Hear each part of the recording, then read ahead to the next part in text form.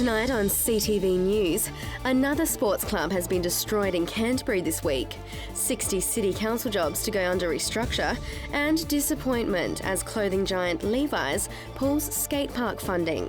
Broadcasting across Canterbury, from the CTV studio, this is First at 5.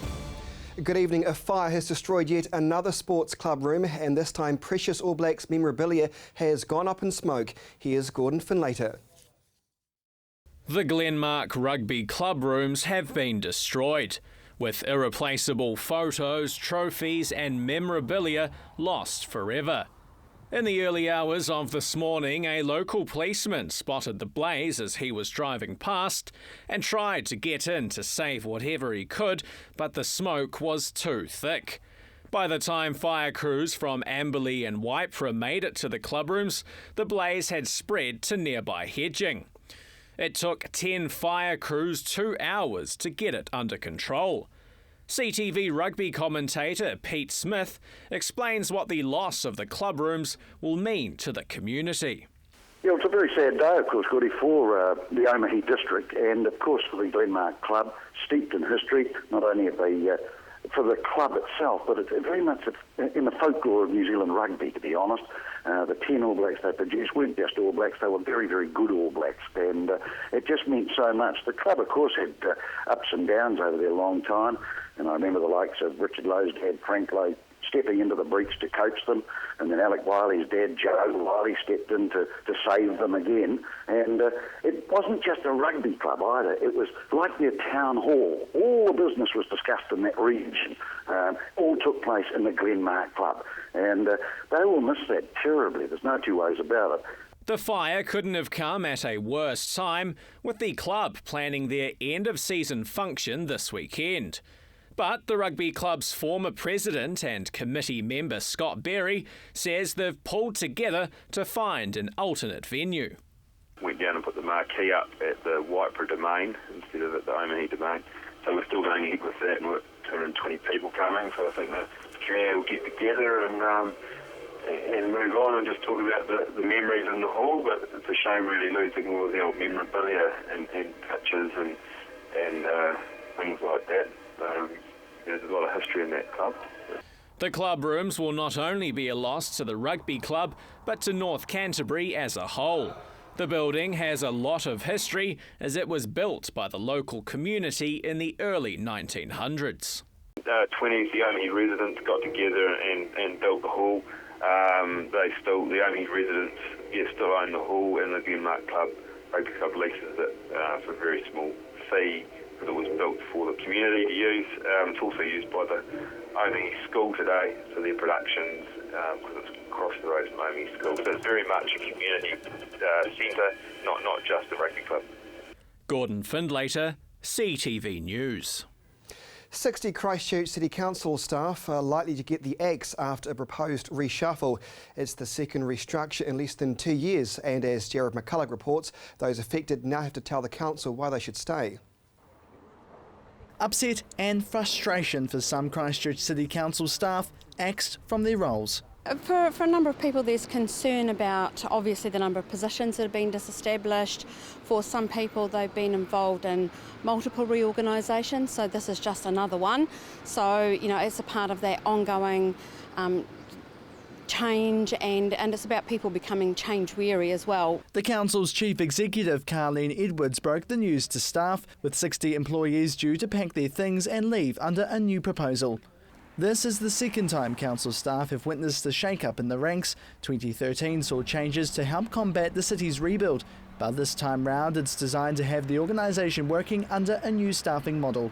We fully support our Chief Executive in undertaking the restructure, but because it's open now for consideration by the staff members who obviously have been affected by the announcement, that's all I can say. It's believed the council will deliver a better service to residents and help with decision making being less complex. It works like this. 175 jobs will discontinue and will be reconstructed to make 115 new roles, with the other 60 gone. Some of this was expected because it's been clear that the council wanted to delayer, take out some of the different levels of management. For some of the other people, it's been quite a surprise because they are in positions that they kind of figured wouldn't be a part of this restructure process. So there are some people that are quite upset and quite concerned about being involved in this. And the union organiser says the change is unlikely to help the cash-strapped council.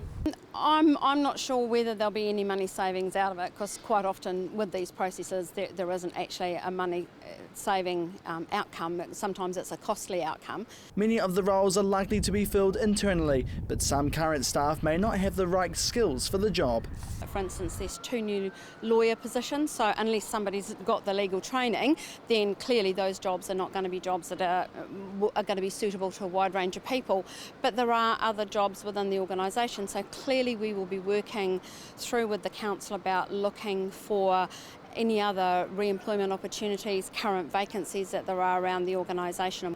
Staff affected by the proposal will have 2 weeks to make submissions, either written or verbally. Before then, a decision will be likely made by the Chief Executive by late October. Jared McCulloch, CTV News. Forget the naming of the All Blacks World Cup squad. A new dream team is in town. Well, sort of. Mayors from across the region have announced their 20-year plan for Canterbury, and that is helping to keep migrant workers here and improving infrastructure. It's a collaboration between the region's mayors and Environment Canterbury, working to grow the region's economy.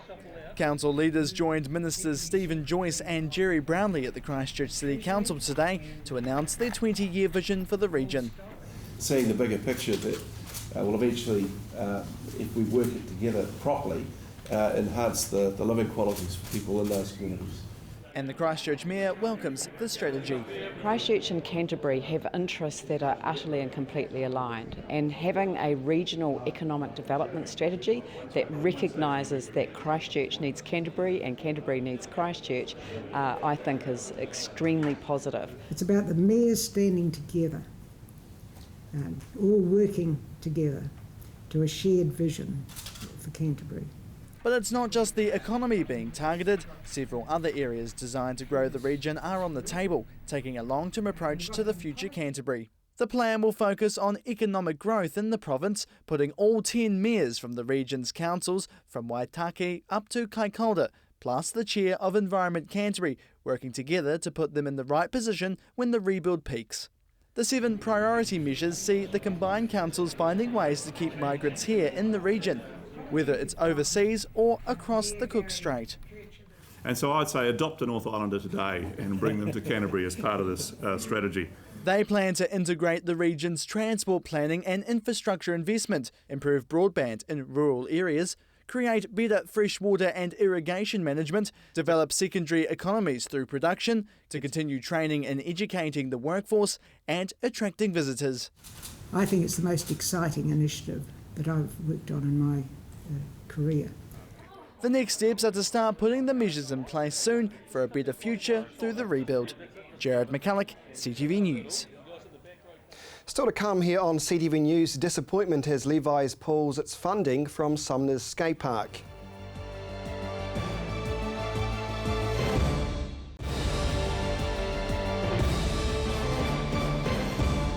Welcome back to CTV News. Levis has pulled its sponsorship of the Sumner skate park, leaving the Christchurch City Council to scramble to find alternative funding.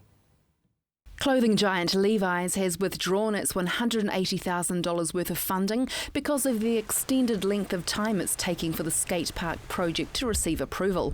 However, Michael Aiken, the City Council's General Manager for Culture, Leisure and Parks, says if consent is granted, the Council could look at other options to fund the project.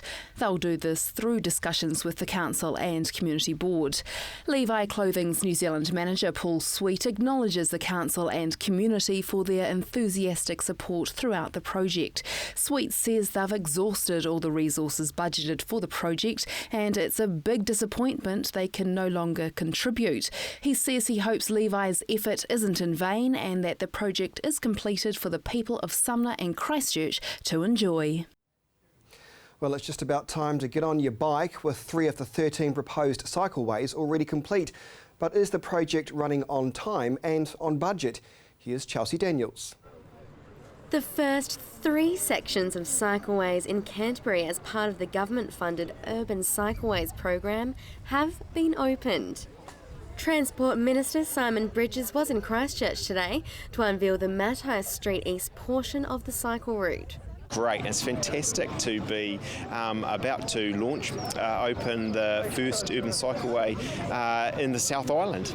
So it's one of 3 effectively starting date. Really exciting and just great to see these projects that were chosen because they would be ready to go quite quickly, done in a very quick sort of a fashion. So there's a few $1 million being spent on these, and I'm looking forward to coming back quite a few times actually to see about $70 million worth of cycleway projects done in Canterbury over the next 3-4 years. The whole Cycleways program will see 13 major cycle routes planned by the council. Of course, no one would wish the earthquakes on Canterbury, but in a sense, if there's one positive, and if you think about this, it's a blank canvas on which you can work, and it's of course a perfect city. Maybe there's 1 or 2 others that could lay the claim as well, but a perfect city for cycling, the flatness and so on. So I just think you're going to see a lot of people using cycling to work, to sports, to university, and of course with all the social, health, economic benefits that go with that. The Uni Cycleway project comes at a cost of $1.6 million and has received funding assistance from the government's Urban Cycleway Fund as well as through the National Land Transport Fund. We're running on budget in terms of the stage, and we want to make sure we keep on budget too. The whole network project will take at least 7 years, with the Unicycle project being completed by the end of 2017. Well, time-wise, this part has certainly been completed as expected, so we're pretty pleased about that. And then the whole one, there's a lot of design work yet and construction work, as you see, to be done all the way over to the university. So we're talking about probably not till 2017 to complete the whole cycleway. The push to make Christchurch a cycle city is something that Councillor Phil Clearwater has pushed for quite some time. It's sort of part of my history. Am I a cyclist? My father was a cyclist, my grandfather was. I biked to school like a lot of other kids, and I think with cycleways like these, young people will be invited to get on their bikes too. The opening today was attended by Minister Simon Bridges, Honourable Nikki Wagner and an array of excited Christchurch City councillors. Chelsea Daniels, CTV News. Visitor numbers in Christchurch are set to rise with new flights from China. Christchurch and Canterbury tourism boss Tim Hunter says it could boost visitor arrivals by 20,000 every year. China Southern Airlines is the largest carrier in Asia and the 3rd largest in the world. With 3 flights a week, the service could bring in a potential $100 million into the South Island every year. Flights are due to start in December. Warren Head is here now with your business roundup.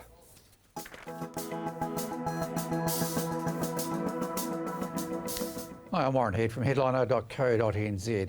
Well, this is a week of 2 halves, a bit like a rugby game. The week began with a whole lot of concern and fear that the world stock markets were coming to a grisly end, or at least they were diving off the edge of some precipice somewhere. And it got a bit serious at one point where we started to go downhill with our markets also losing ground and a lot wiped off our big companies in terms of market valuation. About midweek, things seemed to turn around. The United States came up really, really quickly from a huge drop earlier in the week. The Chinese market was stabilised by the Chinese government moving in there with an intervention aimed at cushioning concerns there. But how much can we really say we've escaped or dodged a bullet this week? We don't know yet. It could be a case where these markets will stay volatile for a very long time to come, and we'll have to watch it quite closely. But as our finance minister said, we still woke up in the morning and everybody was still there. The car was still in the garage and we went to work. Now, if you look at the crises over the past year, this thing called the Greek debt crisis, the slowdown of the Chinese economy, that's the one that worries us, the devaluation of the Chinese currency, and also the concern about what they're doing in the United States about growth. A lot of those things don't really figure too closely to us in terms of us personally as individuals or our country or our companies. Some do, and of course what we've got at the moment, as I explained a bit week, is a falling currency which helps our exporters. And it started to come through with a real thump in some results. And we've seen some really excellent company results this week on the stock market as we get through that June reporting season. I'm Warren Head for Headliner.co.nz.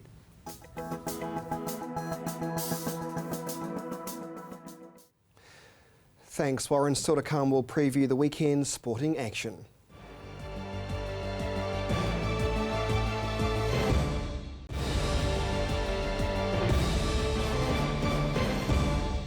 Welcome back to CTV News. Now here's Gorama with the weekend's sports preview.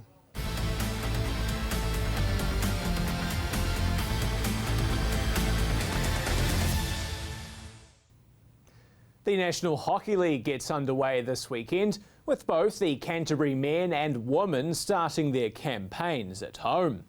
I went down to Marist Park last night to see how the Cavaliers are looking ahead of Game 1.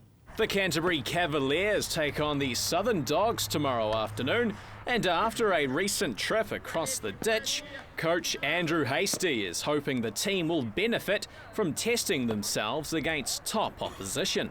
Good preparation, yeah. We had last week in Sydney, so we played New South Wales 3 times, so obviously a top opposition. We had a lost first game and then a very good win second game and a unfortunate lost third game, but we played well and it was a very good series against them.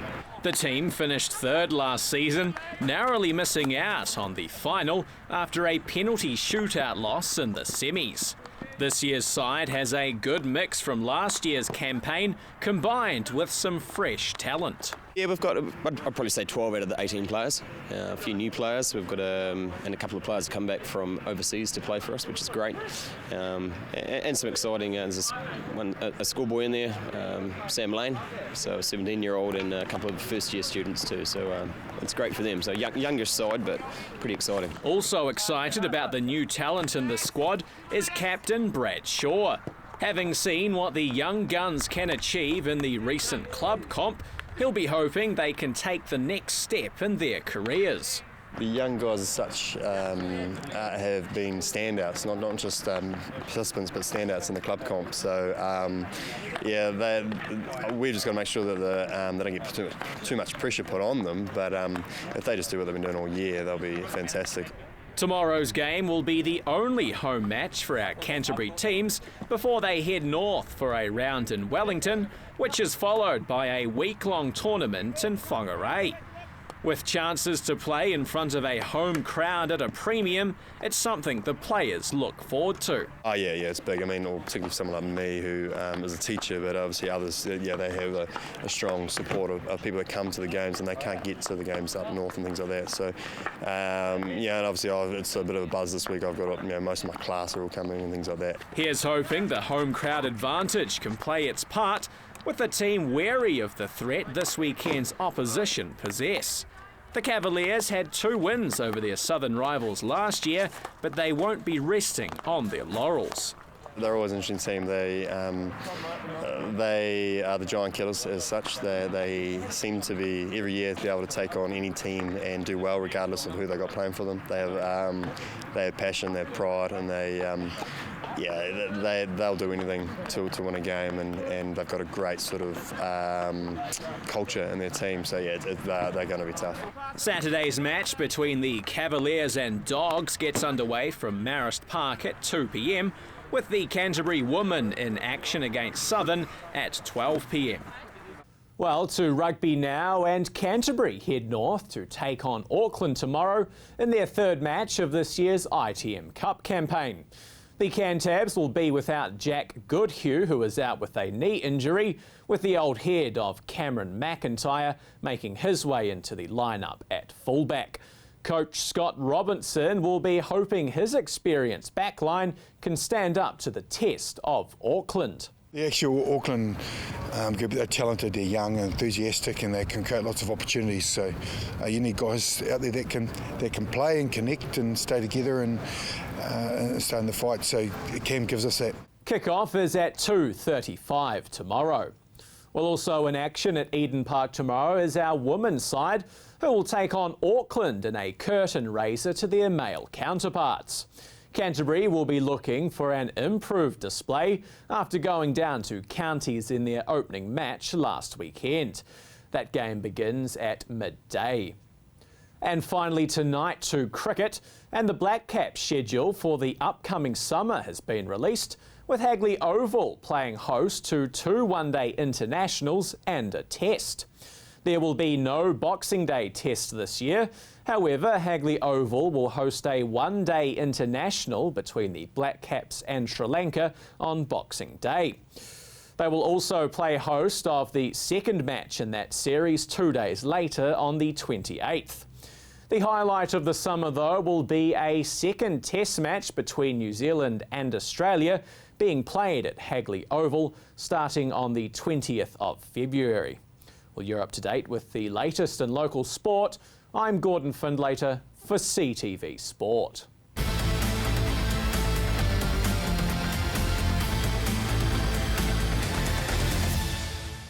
Thanks, Gordon. Now time for the region's weather forecast.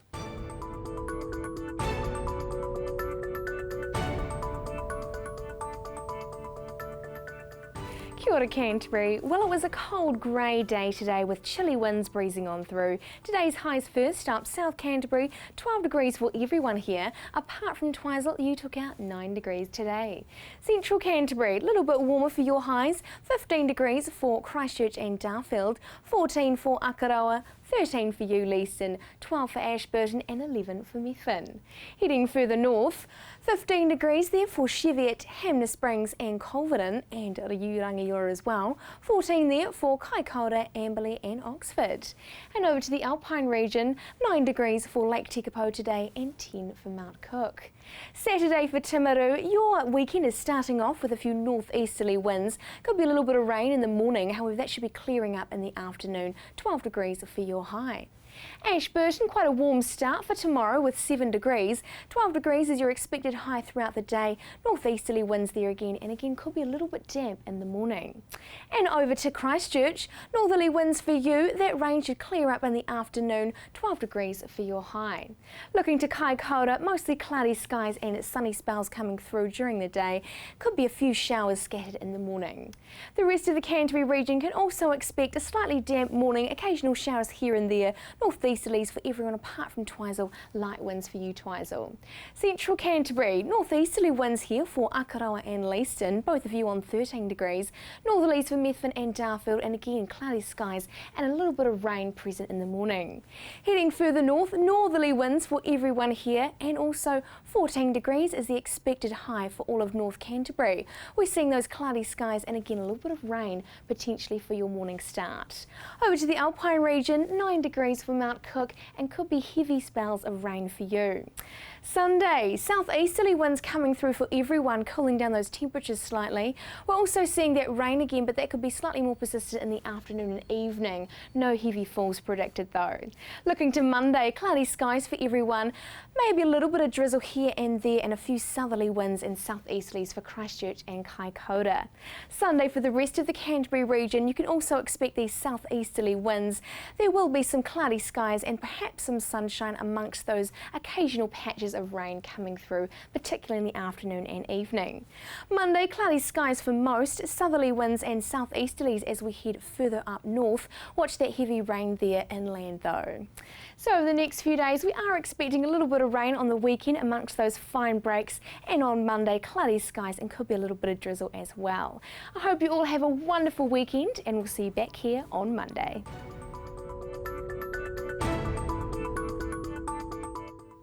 And that is CTV News for Friday. Have a great weekend.